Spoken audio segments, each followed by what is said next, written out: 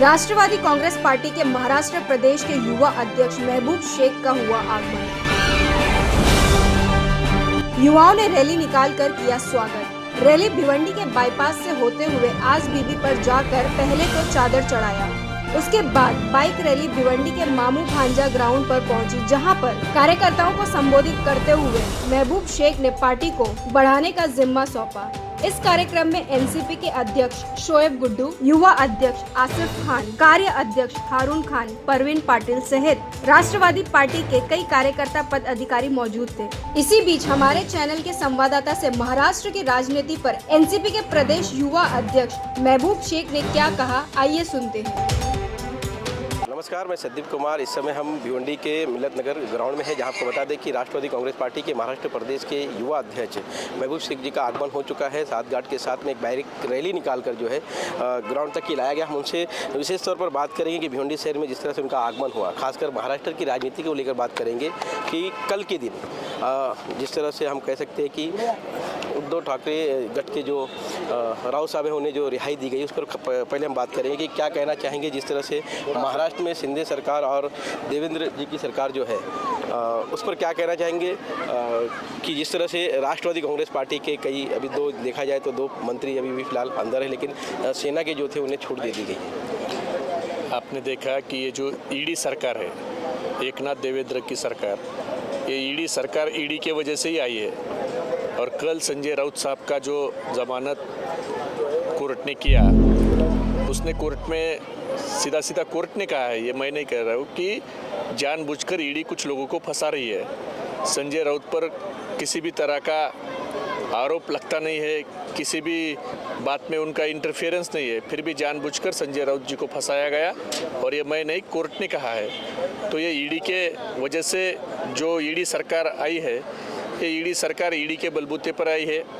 मगर कोर्ट पर हमें पूरा विश्वास है कि कोर्ट आने वाले समय में जिस तरह से संजय राउत जी का जमानत हुई, उसी तरह अनिल देशमुख साहब और नवाब मलिक साहब का भी जमानत हो जाएगी और दूध का दूध पानी का पानी हो जाएगा। सर, देखा जाए 101 दिन के भीतर ही संजय राउत जी को जमानत दे दी गई। राष्ट्रवादी के जो मंत्री हैं पिछले हम कह सकते हैं कि 1.5-2 साल से जो है सलाखों के पीछे, ऐसे में उन्हें जामीन क्यों नहीं मिल पा रही, क्या कारण है इसके पीछे? उनकी भी जामीन मिलेगी। अनिल देशमुख साहब को भी ईडी के मामले में जामीन मिला है, मगर सीबीआई के मामले में उनका जामीन अभी हुआ नहीं है।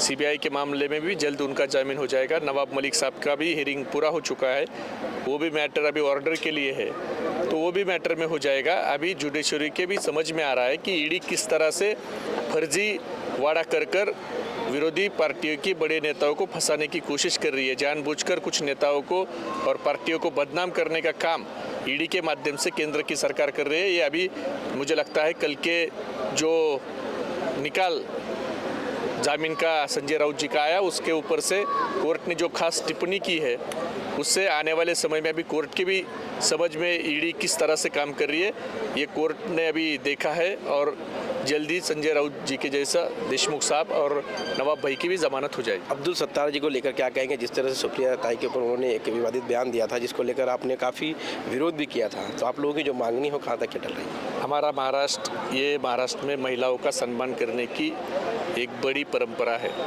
और ऐसे महाराष्ट्र में जो संसद रत्न सुप्रिया ताई हमेशा लोकसभा में एक अच्छा बात रखती है, हमारी पार्टी की नेता है, और इससे भी वो एक महिला है।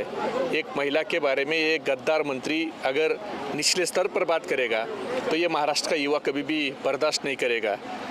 आज उन्होंने जो बात सुप्रिया ताई के बारे में अब्दुल गद्दार जी ने कही थी, उस बात को लेकर हर युवा में बहुत ज़्यादा गुस्सा है।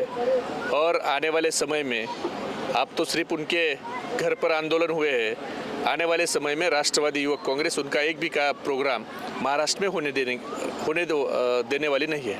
पिछली सरकार पर आरोप लगता था कि राष्ट्रवादी कांग्रेस पार्टी ही जो है महाविकास आघाड़ी में रहकर अपनी दबदबा बना के रखी थी, जिसके कारण आज देखा जाए तो सेना में 2 गुट तैयार हुए। इसमें क्या सच्चाई है? ये देखो, सेना में 2 गुट तैयार हो गए, ये राष्ट्रवादी की वजह से नहीं हो गए।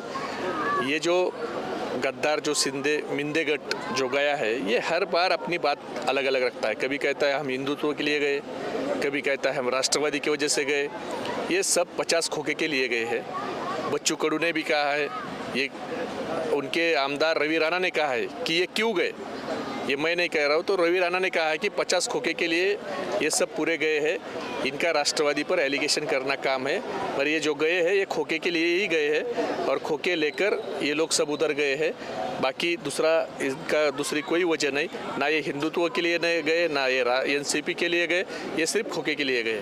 आपका आज भिवंडी शहर में आगमन हुआ, जिस तरह से देखा जाए शरद युवा संवाद, युवकों के लिए यहाँ पर क्या संदेश देंगे, खासकर भिवंडी शहर में? क्योंकि देखा जाए तो राष्ट्रवादी कांग्रेस पार्टी कहीं ना कहीं भिवंडी शहर में थोड़ा भी कमज़ोर है। आप युवकों को किस तरह से आगामी चुनाव को लेकर यहाँ पर अपने नज़र रखते हैं? आने वाले समय में युवाओं में पवार साहब के विचार ज़्यादा से ज़्यादा युवाओं तक लेकर जाने के लिए हमारी ये शरद युवा संवाद यात्रा है। और ये शरद युवा संवाद यात्रा हमारी सिर्फ पदाधिकारियों की शरद युवा संवाद यात्रा है। इसमें हम पूरे महाराष्ट्र में सिर्फ हमारे पदाधिकारियों से बात करते हैं और वो पदाधिकारी ज़्यादा से ज़्यादा लोगों तक जाकर पवार साहब के विचार, पवार साहब ने जो काम किया है, फिर वो माइनॉरिटी के लिए हो, ओबीसी के लिए हो, दलित समाज के लिए हो, आदिवासी समाज के लिए हो, ये काम हमारे युवा साथियों को बताने के लिए ये शरद युवा संवाद यात्रा। तो आपको बता दें कि आज भिवंडी शहर में महबूब शेख जी का आगमन हुआ था। खासकर युवकों को शरद पवार जी, जो कि राष्ट्रवादी कांग्रेस पार्टी के सुप्रीमो हैं, उनके विचारधाराओं को जो है लोगों तक, युवकों को खासकर पहुंचाने के लिए यहाँ पर आए थे। साथ ही साथ महाराष्ट्र की सरकार को लेकर अपने तीखे बोल भी उन्होंने कहा कि यहाँ पर सिंधी सरकार जो है ईडी के पावर का दुरुपयोग कर रही है। कैमरामैन महेश गुप्ता के साथ मैं सत्यदेव कुमार।